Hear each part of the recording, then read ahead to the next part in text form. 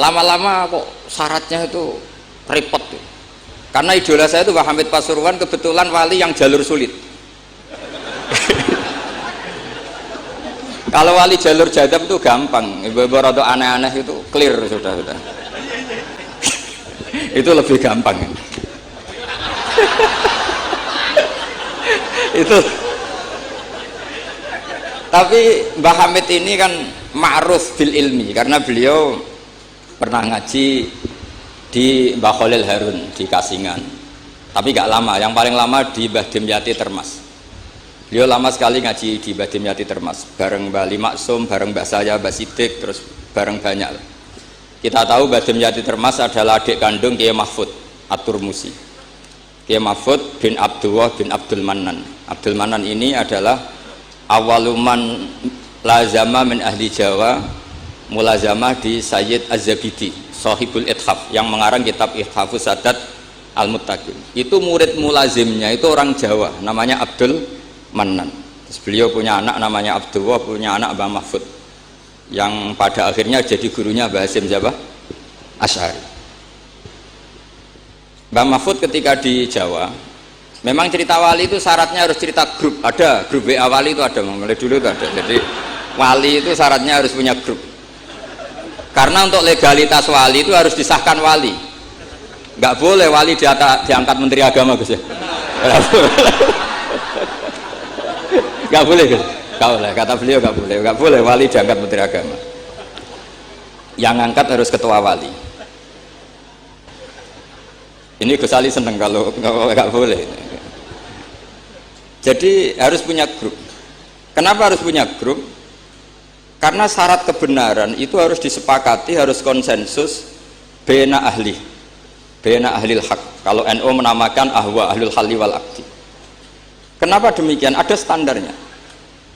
Dulu Kiai Hamid itu ma'ruf ngaji Badim itu malah kitab Jamul Jami', kitab paling ruwet. Makanya alhamdulillah nggak banyak peminatnya. Karena sesuatu yang ruwet nggak perlu diteruskan. Jamul Jami' itu kitab yang saya dulu pernah ngaji Mbah Mun, abahnya Gus Zofur itu khatam. Itu ngaji itu lama sekali karena memang nggak bisa cepet-cepet, karena memang harus mikir. Setelah saya ngaji Jamul Jami', ngaji Lubil Usul, karena Kiai Mahfud itu al-usuli. Nah ini kaitannya dengan kewalian Mbah Hamid. Nanti kamu bisa daftar lewat jalur ini, jalur saya ini nanti. Usul fikih adalah sebetulnya kitab yang memudahkan kita jadi wali, meskipun pelajarannya susahnya minta ampun. Kenapa demikian? Karena usul fikih itu yang memberi ruang bahwa qutbu hadaddin adalah al-istildad bil mubahat. Pada akhirnya poros utama agama ini adalah orang-orang soleh itu nikmati ma'abahahu, sesuatu yang dibolehkan Allah Subhanahu wa ta'ala. Saya dulu ya janggal, Mbah Mun itu kalau ketemu bapak saya itu ya guyon terus. Kiai Hamid di Lasem sama Singat kalau ketemu keluarganya sering guyon di ruang tengah itu di Pondok Fakhriyah. Karena mbah saya itu sepupu beliau. Dulu saya janggal sampai Mondok Sarang ya, semua ulama kalau ketemu pasti guyon. Ternyata apa? Memang menurut pandangan usul fikih hukum mubah itu tidak ada. Kenapa tidak ada? Karena mubah itu maknanya bisa dilakukan, bisa ditinggalkan. Padahal dengan melakukan mubah seseorang pasti meninggalkan keharaman. Watarkul haram wajib, padahal meninggalkan barang haram itu wajib. Makanya rata-rata pondok-pondok salaf itu jarang santrinya diharamkan rokok, ngopi. Karena kalau kangkang itu ngopi terus rokokan dangak-dangak, itu artinya kan nikmati suasana pondok. Kayak apa kalau itu di bar itu, di kafe. Jadi itu bukan ngopi, itu tarkul haram. Nah, ini saya mohon yang kangkang kecil-kecil jadi wali lewat itu saja. Sehingga tidur itu ya wajib, karena dengan tidur kamu tidak bisa maling, tidak bisa dugem, tidak bisa ke kafe, tidak bisa di perapatan lihat wanita-wanita cantik. Jadi wan naumu ibaratun antar kilmaasi. Itu cara pandang usul fikih. Sehingga dengan cara pandang seperti ini Allah ngendikan wa min ayatihi manamukum billaili wan nahar. Termasuk ayatnya Allah adalah kamu tidur baik malam maupun siang dan baik subuh. Jadi cara pandang adalah al-manam itu tarkul ma'asi. Sehingga orang-orang usul fikih, makanya ketika Mbah Hamid terkenal wali, kemudian setelah saya besar tahu bahwa orang alim sampai bisa menerjemahkan apa, menazumkan sulam taufik, macam-macam lah. Yang saya kenang adalah saya ini itu, saya tak matur Mbak Idris, itu pernah Pak Alik saya ini apal diba, apal berjanji, apal burda. Itu juga karena mbah saya kandung namanya Mbak Fatimah. Cung, Kak Hamid itu udah wali, itu mergo apal burda, apal diba. Karena saya masih ingin jadi wali, saya hafalkan. Akhirnya saya hafal. Saya tidak tahu ini kalau Gus Aziz ini hafal apa enggak. Padahal sarannya mantunya orang Islam harus hafal ke sini kan. Jadi saya ini akhirnya saya hafal, sampai sekarang hafal. Tapi tidak untuk pidato, ya hafal saja. Kalau Pak Said Akil Sirat hafal terus ngendikan terus kalau pidato. Katanya kalau nggak hafal nggak NU katanya. Begini, saya ini termasuk pengagum wali-wali alim. Mimbenihim tentu Mbah Hamid. Pertama Mbah Mun terkenal wali itu juga diantaranya yang memaklumatkan itu Mbah Hamid. Ini ini ada Mas Arwani. Ketika Pak D. Taifur sama Mbah Hamid sama keluarga, beliau memutuskan sudah saya hanya sama keluarga. Ketika ada tamu dilihat sama Pak D. Taifur, itu siapa? Itu Gus Mun. Mbah Hamid spontan ngintikan rojulun alimun waliwah. Semenjak itu orang Mbah Hamid spontan komentari Mbah Mun rojulun alimun waliwah. Semenjak itu orang ya sama lah seperti Mbah Hamid dulu mungkin sudah wali, tapi maklumatnya ketika Habib Ja'far bin Syekhon memaklumatkan bahwa akan datang seorang wali, terus yang datang ngaji Ihya itu Kiai Hamid. Nah ini nunggu pengumuman berikutnya. Tapi tadi Gus Gofur sudah mengumumkan Gus Ali datang, ini juga wali ya. Ini. Jadi, anggap saja ini penobatan. Cuma yang agak masalah ini kan Gus Gofur itu pernah putus sama Gus Ali. Mbah Mun saja manggil Gus Ali le. Jadi ini kalau betul penobatan minal adna ilal a'la ini agak. Jadi ini tauliyatul adna lil a'la. Jadi ini agak masalah. Maka belum begitu sah ini tadi.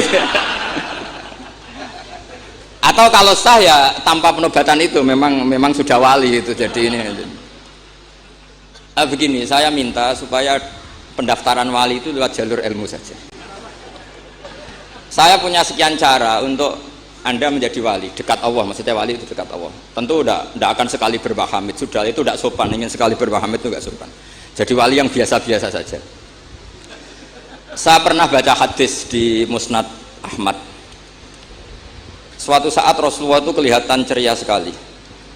Kalau ngaji itu tak takriri, termasuk Ihya. Itu juga karena saya dengar kabar setelah Mbah Hamid ditermas, kitab yang beliau ji dengan Habib Ja'far bin Syekhon itu Ihya. Tentu ngajinya Mbah Hamid jangan bayangkan kayak kangkang dia ini maknani terus nulis itu boten. Ini sudah muqabalah apa? Sudah perbandingan, bukan ngaji istifadah enggak. Begini, yang memudahkan kita jadi wali adalah logika kita atau pikiran kita atau mindset kita itu ngikuti apa yang pernah digariskan Rasulullah SAW.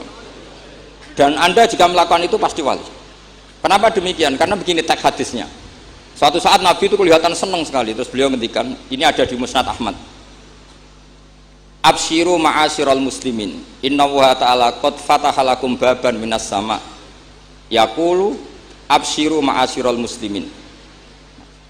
Wahai orang-orang Islam, kamu harus senang. Karena innallaha ta'ala yubahi bikum al malaika. Allah membanggakan kalian kepada para malaikat. Kira-kira orang dibanggakan Allah itu wali apa enggak? Wali.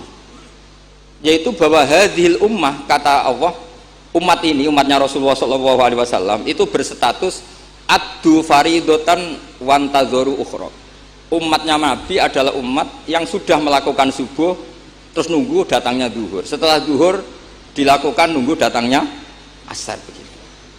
Maka ketika Rasulullah SAW memuji hadhil ummah, ini jalur wali lewat ilmu, itu umat ini distatuskan oleh Rasulullah itu apa? Fal mu'min bena hasanaten. Orang mukmin itu selalu diantara dua kebaikan. Hasanatin qad qadoha wa hasanatin yantaziruha. Selalu dalam kebaikan yang sudah dilakukan, kayak tadi kita sholat subuh, kemudian kita menunggu sholat zuhur. Sehingga setiap saat kita mati, status kita adalah penunggu kebaikan. Jadi ini penting saya utarakan supaya orang mukmin selalu melakukan kebaikan dan menunggu akan melakukan kebaikan lagi. Sehingga safarnya begitu terus. perjalanannya begitu terus, dan itu bisa menjadi niat. Kemudian sebagian ulama ini dibabkan di bab niat. Kenapa orang di surga selamanya padahal amalnya berdurasi, amalnya terbatas. Misalnya kita masuk surga, amal kita paling banter kan 60 tahun, 80 tahun. Kenapa kita di surga abadal abad? Itu oleh ulama seperti Imam Suyuti dibabkan bab niat. Karena kita punya niat, punya komitmen. Lau isna abadal abad la amanna ya abadal abad. Lau syi'na abadal abad ya la sholaina abadal abad. Karena kita punya niat, andaikan kita hidup selamanya, kita akan iman selamanya. Andaikan kita hidup selamanya, kita akan sholat selamanya. Nah, kenapa orang kafir mu'adzab abadal abad padahal dia kafirnya juga terbatas? Karena di hati mereka kalau hidup terus ya akan begitu terus. Sehingga disebut itu dibabkan di bab apa nih? Niat. Nah, orang mukmin barokahnya ada istafet tadi, habis subuh ingin duhur, ingin asar. Selalu perjalanannya dari estafet melakukan kebaikan menuju estafet kebaikan yang lain. Makanya orang mukmin kata Rasulullah Shallallahu Alaihi Wasallam, fal mukmin bena hasanatin, yaitu hasanatin qad qadaha wa hasanatin yantaziru. Sehingga saya mohon sekali kalau jenengan sedang melakukan kebaikan harus langsung punya niat kebaikan yang lain, kebaikan yang lain. Makanya saya tetap berharap suatu saat setelah Mbah Hamid akan lahir wali baru, lahir wali. Ngenteni terus. Orang kudu kasil saiki ngenteni wae ben terus. Karena kalau kasil saiki malah ndak nganti ngenteni. Saya itu pernah kalah debat sama santri seumur-umur itu satu. Gus, jenengan sama saya itu masuknya surga cepat saya kan. Kenapa? Kata Rasulullah, man salaka thariqan yaltamisu fihi ilman sahalallahu lahu thariqan ilal jannah. Itu yang masuk surga itu yang masih mencari-cari. Kalau jenengan sudah ketemu itu enggak masuk hadis itu. Wah, kurang ajar betul itu orang itu. Jadi itu syaratnya harus masih mencari. Kalau sudah ketemu itu tidak masuk hadis itu, karena sudah ada yaltamisu fihi ilman. Ini saya ijazahkan kepada Gus-Gus yang muda. Saya ngijazahi Mbak Idris nggak berani. Tak ijazahkan ini sama Gus Aziz. Mbah Hamid dulu masyhurnya itu, supaya orang-orang tua ini yaltamisu fihi ilman. Itu yang orang-orang sepuh itu kalau sowan beliau disuruh ngapalkan Quran. Ada yang 2 tahun mati, 4 tahun mati. Sementing kata beliau, kata Mbah Hamid sini, sementing kowe nuju golek ilmu cung. Termasuk Pak De Bukhari yang orang Lasem itu juga ngapalkan Quran. Ada yang 6 juz mati, 9 juz mati. Karena Mbah Hamid ingin semua orang itu yaltamisu fihi ilman, bahwa dalam kehidupan ini mencari-cari apa? Ilmu. Meskipun beliau tahu secara teori nggak sampai umurnya. Makanya kalau suwun yang sepuh-sepuh ini juga terus daftar wali nanti, terus belajar. Tapi jangan buku yang menyesatkan. Nah, kenapa begitu? Karena ulama dulu tuh ingin semua orang itu melakukan hasanatin qad qadaha wa hasanatin yang taziru. Tapi Rasulullah karena tahu kalau orang terlalu kepedean itu masalah. Terus Nabi juga ngendikan wal mu'min baina makhafatin. Orang mukmin dalam ketakutan dua. Yaitu baina ajalin qad madha la yadri ma wallahu qadin fihi, ma wallahu saniun fihi.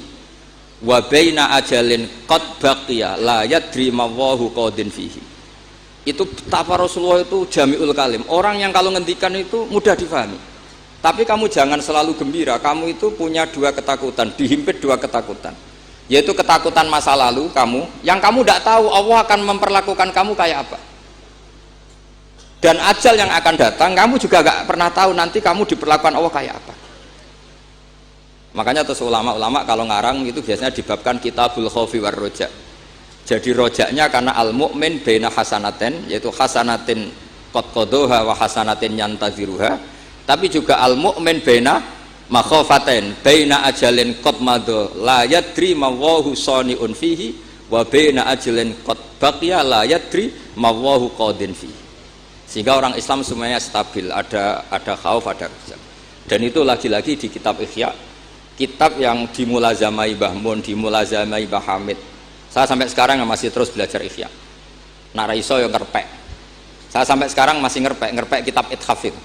Karena saya punya Ihya itu 4 kalau nggak 5. Cetakan Toha Putra, DKI, Darul Hadis Al-Qahirah. Saya biasanya kalau kitab induk punya sampai 4 sampai 5. Nggak tahu kalau ibu induk nggak tahu itu punya, nggak tahu saya. Pokoknya kalau kitab induk itu saya punya sampai 4. Karena sering salah cetak. Kenapa dulu sering salah cetak begini? Kalau seorang ulama ngarang itu ditungguin muridnya. Imam Buaiti nulis, Imam Buzani nulis, Imam Robi nulis. Mungkin karena Imam Syafi'i ngendikan misalnya yastasfid, mungkin yang satu nulis pakai shin, yang satu nulis pakai sod. Sehingga kitab sekecil takrib itu ada wafinu sotin nggak ada. Nah, karena kalau sekarang kan nggak di komputer, kalau masternya sama ya sama. Terus kalau dulu nggak, wafi ba'din nusah kada, wafi nusotin kada, karena muridnya beda. Problemnya ya nanti kalau muridnya pas geloyor ya nggak karu-karuan. Makanya ada sanad, salah petik itu jadi mati. Ada santri yang nggak pati ngalim, kitabnya dia itu hayatun sauda dawaun min kulida. Jadi kelebihan titik. Akhirnya dia cari ular hitam, hayat itu mana nih ular, sauda itu hitam, dawaun min kulida, penyembuh dari segala penyakit. Karena kitabnya pakai titik 2, dia cari ular hitam, kebetulan itu kobra. Ya dipatok mati. Ya sembuh betul, tidak sakit lagi. Ya.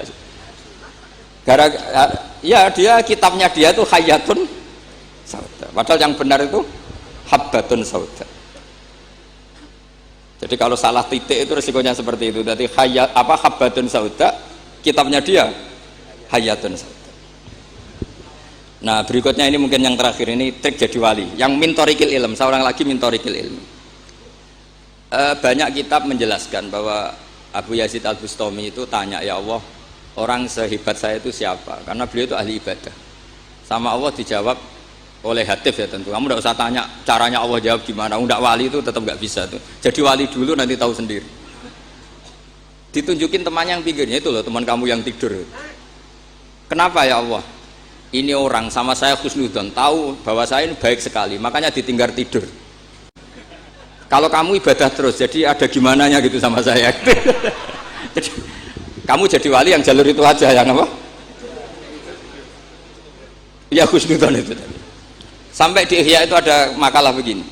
Suatu saat zaman kalau sudah rusak, itu hatta yakuna ahsana a'malihim an-naum. Sehingga ngamal terbaik mereka itu tidur. Kenapa demikian? Saya pernah belajar juga sama bapak. Kalau bapak guyon tuh gini, kan di Hikam itu ada makalah gini. Manusia itu siapa? Kata Hikam, man kanat mahasinuhu masawiyah. Manusia itu orang yang kalau baik saja buruk, apalagi pas buruk. Jadi manusia itu man kanat mahasinuhu masawiyah, fa kaifa la takunu masawihi masawiyah. Manusia itu orang pas baik saja buruk, apalagi pas buruk. Terus tak tanya bapak, kalau niku Pak, imam masjid sing istiqomah, ya apa istiqomah? Tapi ono kemungkinan yen ra ikhlas nak dimami wong liya. Sama sih ngoten. Imam masjid ning desa-desa itu istiqomah, kadang niate ben gak kena wong liya. Sehingga banyak alumni yang ngantri itu gak jadi imam karena sampai watuk, sampai pelo, ora fase tetep mau digenti. Dalile saking istiqomah. Tapi kita kan tidak tahu mergo ditindah wong liya apa enggak kan tidak pernah tahu. Jadi manusia itu mangkanat mahasinuhu masawiyah fa kaifa la takunu masawihi masawiyah. Nah begitu juga misalnya orang alim, saya ini kata orang banyak itu alim, baik kan? Tapi akhirnya nggak sopan. Saya di atas Gus Zofur, di atas Gus Ali ini kan nggak sopan. Makanya tak jamin ini nggak lama-lama, karena nggak sopan tuh nggak boleh lama-lama gitu. Jadi orang itu apapun baiknya itu pasti ada sisi. Itu guyonannya orang-orang alim dulu itu sampai gitu. Man kanat mahasinuhu masawiyah fa kaifa la takunu masawihi masawiyah. Manusia itu orang yang saat baik saja ada buruknya, apalagi pas buruk. Coba kamu fikir, itu bagus karena ngeringankan hisab. Tapi ono tangga lara ora iso nulung, ono wong macam-macam ora iso nulung. Padahal fikir itu bagus. Allahumma ahyini miskinan wa amitni miskinan. Engko sugih, ya apik iso nulung wong macam-macam, tapi mesti ono sombonge ora tak tulung ora urip kono. Terus sampean takok, "Lah carane piye, Gus?" Ngaku ora gurumu kok takoki. Tapi ini mau cerita. Jadi saya tolong siapapun yang jadi wali itu pikirannya harus niru ulama-ulama dulu. Ini yang terakhir, bapak dapat ijazah dari Pak Hamid itu gini, kalau mau ngaji atau baca apa, ya Allah saya niat kayak niatnya Syekh Abdul Qadir apa? Al-Jilani. Itu masyhur itu ijazah Pak Hamid. Karena kalau kita yang niat itu potensi salah, maka numpang niatnya Syekh Abdul Qadir Jilani. Setelah saya ngaji di sarang sama Mbah Mun, ternyata pola-pola itu dipakai. Daripada minta keliru, mendingan Allahumma inni as'aluka ma as'alaka bi abduka nabiyuka Muhammad wa asta'idzu bika masta'adza min habibuka nabiyuka Muhammad. Karena sekali doa itu keliru, itu masalah. Di Hikam itu ada cerita lucu, itu masyhur itu. Ada seorang wali tapi hamal, tukang mangkul barang di karena dia seorang wali, setelah dapat makan satu piring cukup pulang dia, karena dia tidak ingin kaya. Setelah itu ibadah terus. Lama-lama matur, ya Allah saya ini seorang wali, konsentrasi saya hanya ibadah, ngapain harus kerja jadi hamal, tukang manol. Mbok kasih rezeki yang tanpa saya kerja. Singkat cerita sama Allah ditakdir dicurigai maling, terus dipenjara. Dipenjara tiap pagi dapat makan, sore dapat makan. Terus tanya, ya Allah kenapa jadinya gini? Kan kamu minta rezeki tanpa kerja. Ya di penjara itu gitu. Nah, makanya semenjak itu wali-wali itu gak berani doa karena sekali salah itu masalah. Termasuk doa minta jadi wali itu efeknya punya istri cerewet kata Gus Zafur. Karena itu satu paket katanya. Jadi wali tadi saya bikin 3 tip, Gus Zafur juga tipnya lebih keras lagi. Syaratnya harus punya istri apa tadi? Cerewet. Ya wassalamualaikum warahmatullahi wabarakatuh.